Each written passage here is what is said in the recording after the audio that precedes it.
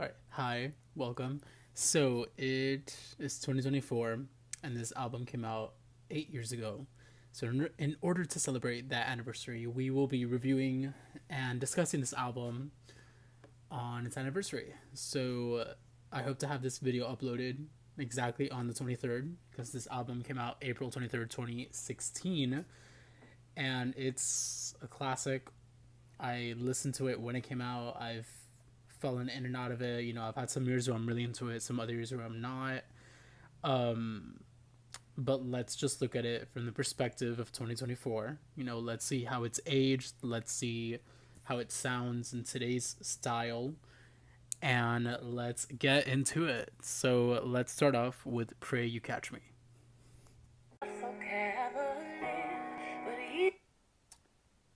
30 seconds in, vocal layers.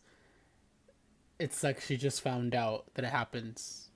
It's artistic. It brings you in, and she's starting it by saying that you could taste this honesty. So it's like she just starting it off right off the bat. Like, this is it. We're getting started. Here we are. So I love it. I forgot how good this song is. I haven't heard it in a while. So I never noticed this until now, but the piano, it's almost like a reverse marriage piano. Like, when I say marriage piano, I'm trying to like remind you of like that it's that one riff that like plays when people are walking down the aisle. Dun dun dun dun dun dun dun dun. But it's almost like subverted in this one in the background. So I think that's a play on the way that it's like, this affected the marriage. So it's like she's playing that marriage riff where you're walking down to the aisle, except it's her walking down to like the disappointment. So it's almost like flipped. Um, yeah, that's really cool. That just hit me as I listened to it because that piano sounded familiar, and now I've realized why. I love how, and maybe this was also done on purpose, but it almost felt like a lullaby because she's like singing the relationship to sleep. Um, the lyrics are beautiful. I love the metaphor of like, I hope that you catch me questioning it. Like, I want you to catch me doubting this before I bring it up myself. That's what I also got from that lyrically. Um, I love the ending where she's like asking like, "What are you doing?" Because I guess that's like the spark. It's like, "What are you doing?" And then after that, it goes into hold up. Just a beautiful intro, amazing way to start this project. Sounded amazing in 2016. Sounds amazing in 2024. I love this album, and I'm so excited to re-listen to it with you guys. So let's go to the next song. I love how up and down this is. It's very sing-songy. Now that I think about it, maybe it's supposed to be up and downy, on purpose, because the relationships is going up and down. But yeah, it's a dun dun because maybe that's how she's processing it, up and down, and like left to right, left to right. Yeah, it's so cute. It's lyrically it's like anxiety, but it sounds like nice, like summery. I don't want to lose my pride, but I'ma fuck me up a bitch. I love that so much. Oh my god. Scrolling through your call list. I love that so much. I love that every time she comes back to the chorus, there's a random thing thrown in. Like this time, bum bum ba is behind the dun dun dun dun dun dun dun dun, and like it's so danceable. And I think that's the point. Maybe she's like dancing through it as she's like realizing like, holy shit, my husband is doing this. It's so good. It's She's so good at melodies and like giving production like the space to breathe and everything. Like, this woman is a true professional. There's a reason she's Beyonce.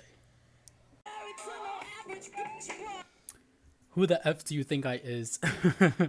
So like, I love that we went from like danceable sadness of Hold Up to just in your face, who the f do you think I is? Like this is the mood shift. Like we're mad now, we're getting angry now. Like it's time for the volcano to erupt, and that's exactly what Don't Hurt Yourself is. It's a volcano erupting.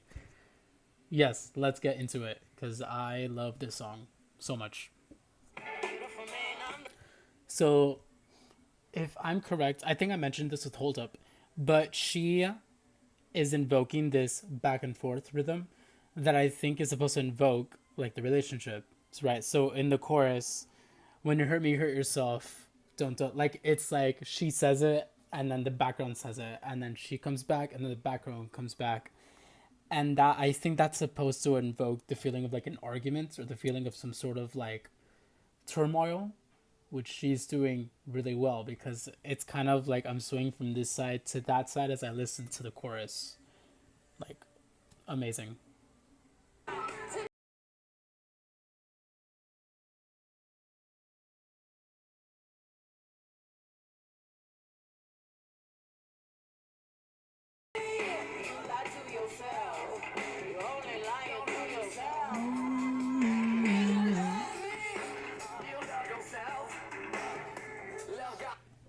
Everything about this song is a 10 out of 10. I love earlier I had mentioned that this is like a volcano and yes, to me this is a volcano. Like she's just rising, rising, rising, rising and then when she says hey baby, like that is the eruption and she's like screaming at Jay-Z like, "Yo, what are you doing?"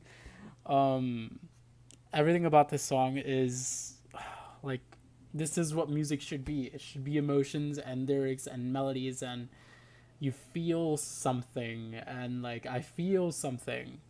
This is just a 10 out of 10. This is such a strong album and it still sounds strong 8 years later, which is amazing. So from what I'm taking from this, excuse me, she blew up and Don't Hurt Yourself, and now this is her saying, "I'm not sorry that I got mad at you." Fair, and I think the yeah progression wise it makes sense, right? Because she had her moment and Don't Hurt Yourself, the big chorus, I mean the big bridge. She's like yelling at him, so this is her saying, "Yeah, I yelled at you, and I'm not sorry about it. You deserve it." This one feels a lot more classic Beyonce. Just the beat, her signature style of like rap singing. Like it's like the melody, but then she's also kind of rapping, but then she's also kind of singing at the same time. Yeah, yeah, it's good. It's good so far. I will say, so I just said that it's like style. It's her signature style. But I don't know why, but this one doesn't really hit me as much as the others. However, it does pick up by the bridge for me. Today I regret the net I put that ring on like that. I don't know, like up to that's where it kind of picks up, especially now. By the time you read it, I'll be far away. The I don't know why, but that kind of it gets me back. But yeah, out of all the songs so far, even back in 2016, I don't know why. Forgive me, but sorry. Just it was like okay to me. Like it was not bad, but it's just not. Don't hurt yourself. It's just like okay, cool. So the time for the song, I'm like, okay, it's nice. It's not like fire, but it's like, okay, it's just, it's a bop. It's something you kind of move to, but it's not like boom either. So even so, back in 2016, I remember the first four songs feeling really autobiographical, and then this one just being like, it's just a random lady that like shoots and kills people. Um, I have two theories. My first theory is that she's really upset. So she's envisioning herself as like this shooter, superwoman, badass criminal because she's trying to make herself feel stronger and better. You know, like when you feel really broken and sad, you want to imagine yourself like, yeah, I'm actually a badass. So maybe that's what she's doing subconsciously, which is why it's like, oh, 6 and she murdered everybody she walked around. Or this could actually be about the person that Jay-Z cheated with. Maybe. I said two theories. Third theory, third new theory. Um, This is just her, but a fictionalized version of how she can just move around and do things and empower and just be the strongest person ever. Aside from the lyrics, so like I love how fun this song is. It feels a little bit campy though. It feels kind of like fantasy-ish. The Weekend sounds amazing on this. Love it. I always found it kind of random that they mentioned Mexico and Tokyo, and like, the Weekend was like unos, and now she's like, oh, like I don't know why. Like that is so random to me. I still don't get it. Beyonce, why? Tell me why, please. I don't get it. I will say I love the bridge. The bridge. Yeah. So I mean, I had just said those three theories, but I mean the fourth theory is also that this is about a stripper. I think everyone thought it was about a stripper. It sounds like it's a stripper because it's like, oh, she works every dollar, she works every minute. Um, but especially in this one, stacking her paper, Monday to Friday, Friday to Sunday, like she just keeps working and working and working and working. Um, I love the bridge though because she sang with a softer voice, so it was her peek into the woman's soul of whoever the 6 inch woman is. It's just more vulnerable. It's like you're looking at her and what she's really going through. Beyonce has a great way of doing that. I love it. And now we've gone from like badass 6 inch to like country, but this song is so important to her. Actually, I mean, this song inspired Cowboy Carter, and this song I feel like it came out in a really interesting time. Um, if we go back to the launch of Formation in February 2016, sure evoking that Black Power imagery, all the conservatives losing their shit over it, and then her having this one song that dived into country. Country has been traditionally like white dominated. Her singing that song at the country awards, people saying very nasty things to her. There's so much controversy over this song, and I think the funniest part is that this song is actually just really nice. Like it's not like a controversy song. She's not like cursing in it. She's not like fighting or starting beef. Like it's just a country song and she's just like singing a song. That's it. But like the power of one song to start all of this like debate and like racial conversations and like eventually like this song leading to a whole other album that has started even more debates is something to be said. Like this song is so special. But aside from the social aspect of this song, it's just a really nice song. It has such a beautiful like melody. It's really nice to listen to. I'd like to think of this song as maybe the origin story of 6 inch, because 6 inch it was like her being a badass character. I want to say Daddy Lessons is like why she became this character. Like, oh, my daddy said shoot. My daddy told me to shoot. So that would justify her being a badass in 6 inch, and then that would justify her hurts and her pain in the previous four songs. Like now that I really think about it, and I mean, you tell me what you think. Whoever's watching this, tell me what you think. But as of right now, Daddy Lessons to me feels like the background and the reasoning for the previous five songs before it. I don't know. It's just a theory I made up. Please let me know in the comments what you think. I would love to hear your thoughts on this. So funny story, not funny story, but story time. Love Drought was my favorite song when Lemonade dropped. Like favorite, all time favorite song. I don't know why, but it was. I think it's the in the comments. Tell me what instrument that is that plays like when she says you like like I don't know what instrument it is, but you know what I'm talking about. I don't know what instrument that is, but it sounds awesome. And just like the spacey aspects to it. She uses a lot of natural words in this song. Like let's see, she uses floating, lights, beams, dark, mountain, rain. Like there's this focus on nature and like the grounds and the sea and the sky and the rain because it's like her like trying to get back with Jay-Z and stuff, and like their love has been separated and stuff, and just something about it is so beautiful to me. So if you know any other songs that sound like this one, please let me know, because it was my favorite one in 2016 and it's still like top 3 for me. Everything about it is so delicate and beautiful, and Beyonce knows how to hold back her voice when she has to and just let the music like feel through the audience, which is one like she, she can scream and don't hurt yourself, but then she can also be delicate and Love Drought, which makes Love Drought like top tier for me. It's time for the ballad. It's time to get sad. Love Drought was us going down. Sandcastles is us bawling into tears. At that. Like what? Oh my god. Wow. I'm not gonna cry. I'm not an easy crier, but I feel it. I love the voice crack that she put in there. I love the way her voice kind of just shook because she's so like shaken through this.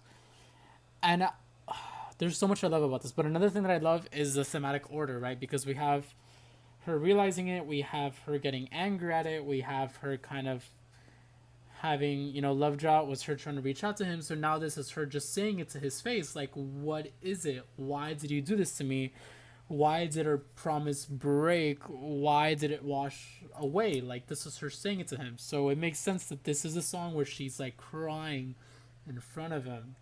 So, like, not only is the song, a beautifully made ballad, but the amazing thing about Sandcastles and Lemonade is that it is a complete story and the tracks go together.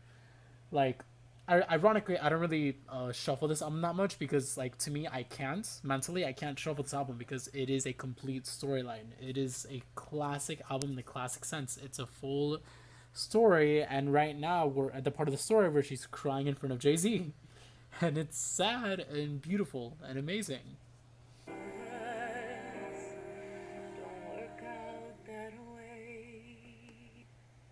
I love how classic this feels. It feels like an old school ballad almost, and I think that was one of the reasons. It was supposed to feel a little old school, a little bit more romantic, a little sadder.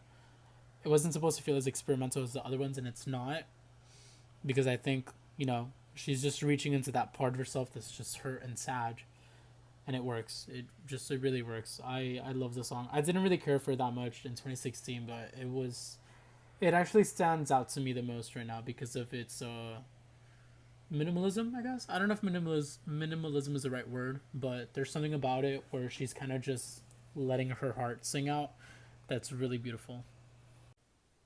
So I won't lie, back in 2016, I would skip forward. It was just a minute.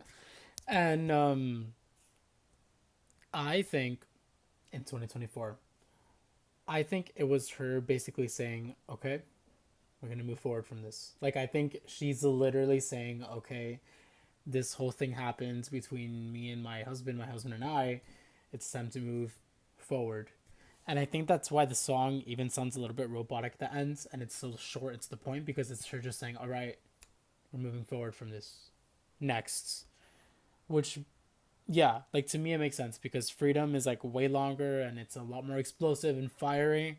But Forward is that little interlude where it's saying, okay, we're moving from this one to the next one, let's move. As you guessed it, forward. I love the transition from Forward to Freedom, by the way. It's so fire.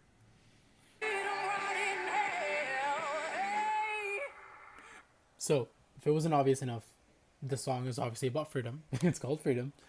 I think it's amazing. I think it's strong. I think it's powerful. I think, you know, it's inspirational, especially coming out in 2016, years after all of the awful events that have happened.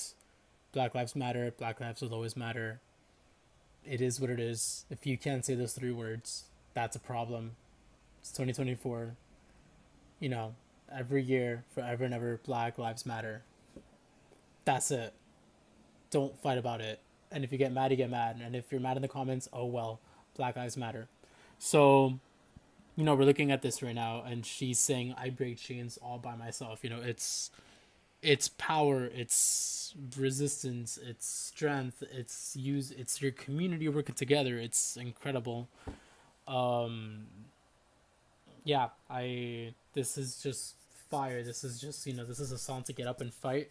I think I actually kind of like that she put forward because forward like okay I kind of like that she put forward before the song because forward signified two things to me. It signified that they're gonna move forward in the relationship and get back together, but it also means that we're gonna move forward thematically because now we went from singing about the relationship to singing about like general, the world and society and freedom. So I kind of like that order. Like I said earlier, one of the big things about this album and why it works so well is because you have to listen to it in order. You can't shuffle it. You can shuffle it, obviously, but like it works better as a piece if it's listened to in order. I know for a fact she was very particular about the order, and maybe some people were like weird about it, but there's a reason because, going from forward to freedom, the themes, the lyrics, the metaphors, like it makes sense. Everything makes sense, and that's why this album is so amazing and so good. 8 years later, Kendrick's countdown from 8765 is amazing. Uh, him rapping, try for me, live for me, breathe for me, sing for me, amazing. Um, my spirit inspire me. Open correctional gates in higher deserts. Open in mind as we care. Cast away oppression. Modern day poetry. Amazing, incredible, beautiful. Nothing else to be said about that.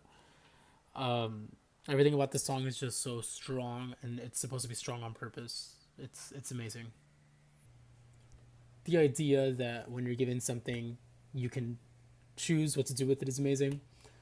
I don't remember who that is at the ends of Forward, but I know I read her name somewhere. But the voice that says like I was given lemonades. No, sorry, I was given lemons. I make lemonade, or I made lemonade.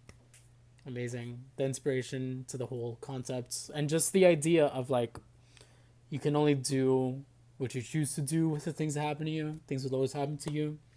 Work through them, power through them, make something out of it, make arts, make happiness, make a family, something out of it. It's amazing.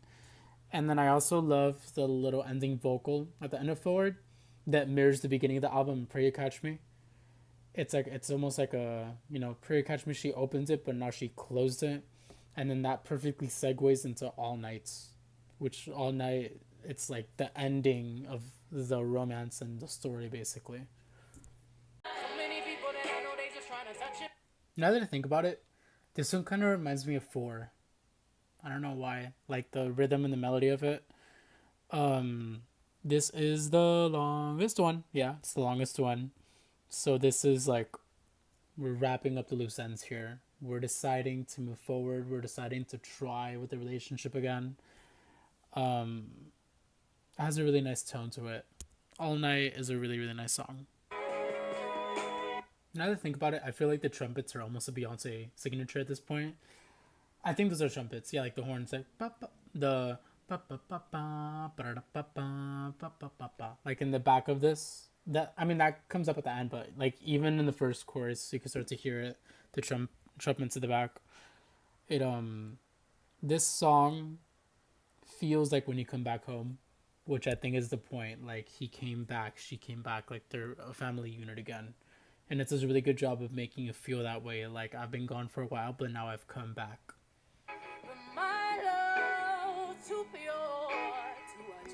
She is so genuinely in love. Like it's I don't know, I'm like blushing almost because of it. Like it's so real. She really means what she's saying in the song, and it's so beautiful and it's so soft and nice.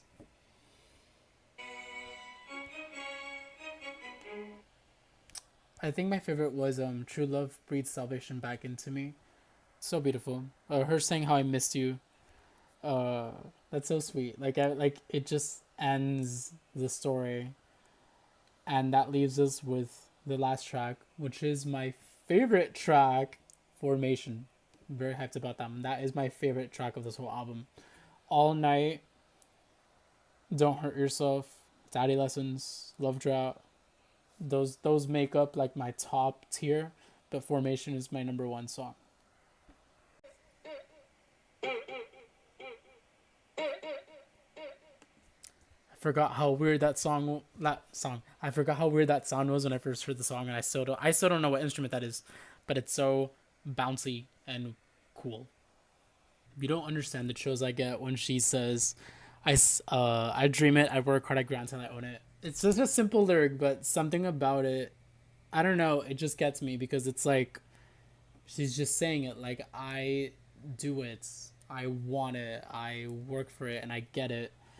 Um, and then there's also so, and I've always thought this for years now, but for me, right, the idea of let's get information. Um, so the word formation, right? You form something.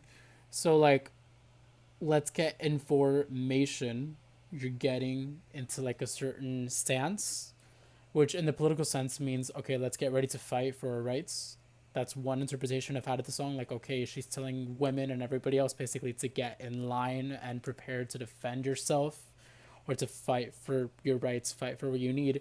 However, I've also always understood that she did a little entendre, not entendre, but like a, I forgot the term for it, like let's get information. I've always understood. I've also thought let's get like informed about things. Let's get information to grow and to improve. So in my head, I've always sang it those two ways, and I've always thought it was those two ways. She was telling people to get in line to ready to fight or defend, but it's also telling people to get educated and get like woke and just get into it and learn how to better the community and better yourself.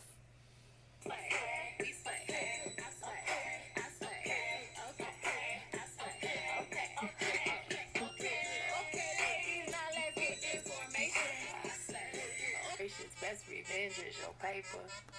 I love you know you that bitch when it calls all this conversation because it's yeah, it's like yeah, I know I'm that one because I made the entire country get mad at me for dancing in the Super Bowl. Like that's boom. I don't know. Oh my god, this song is so good. I mean, like aside from the messaging and the power and the strength, it's just fun. Like it's fun. I slay. I slay. Okay, I slay. Like it's fun. It's fun, but it's strong, but it's powerful, but it's deep, but it's also just fun to dance to.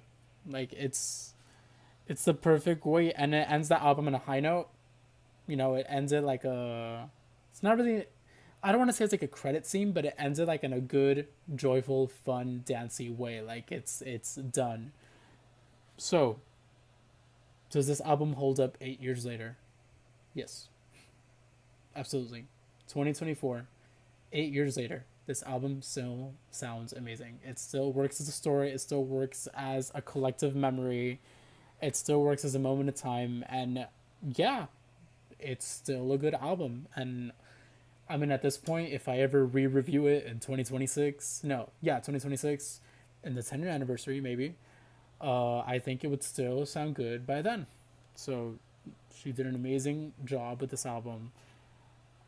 It's just a great album. If you haven't listened to it, listen to it. And if you enjoyed my review, please watch my other videos. As of right now, I have a Cowboy Carter review, so more Beyonce, Taylor, Ariana, Tyler, Conan Gray, and I am paying attention to anniversaries. So if you're into anniversaries, think of what came out in May because I may review that.